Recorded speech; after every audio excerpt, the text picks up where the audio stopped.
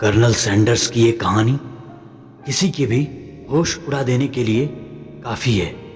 एक ऐसा इंसान जो जीवन भर संघर्ष करता रहा, लेकिन अपने अंतिम दिनों में सफलता की एक ऐसी मिसाल पेश की जिसे सुनकर कोई भी दांतों तले उंगलियां दबा लेगा।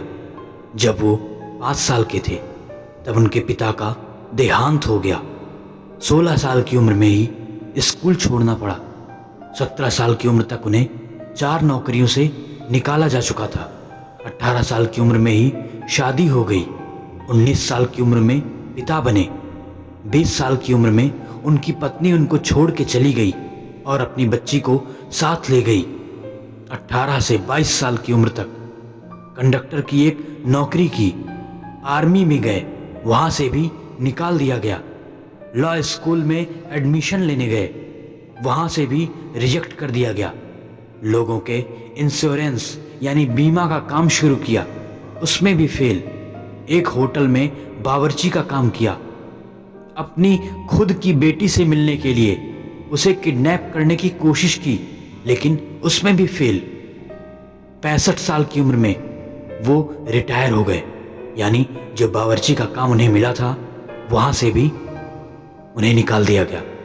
रिटायरमेंट के बाद पहले ही दिन सरकार की ओर से मात्र $105 का चेक मिला। कई बार आत्महत्या करने की कोशिश की। एक बार एक पेड़ के नीचे बैठकर अपनी जिंदगी के बारे में लिख रहे थे। तभी एहसास हुआ कि अभी बहुत कुछ करना बाकी है। वो एक शानदार कुक बावर्ची थे। $100 के चेक से $87 निकाले और कुछ चिकन फ्राई करके उसे गली गली में बेचने लगे।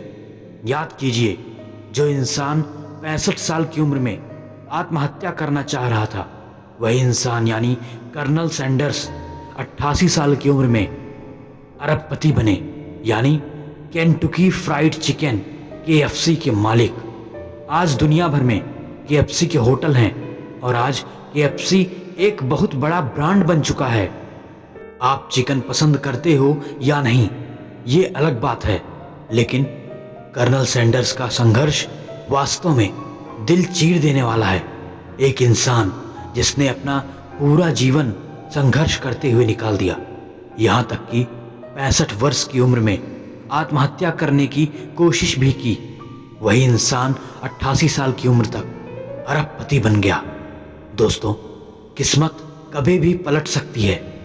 बहुत से लोग ये शिकायत करते हैं कि उनकी सारी जिंदगी दुखों से संघर्ष करते निकल गई, लेकिन ये कर्नल सैंडर्स की कहानी उन लोगों के लिए एक वरदान साबित हो सकती है।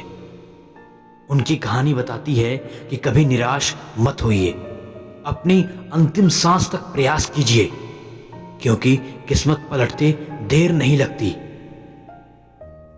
कर्नल सैंडर्स की कहानी से मैं वास्तव में बहुत प्रेरित हुआ। अब बारी आपकी है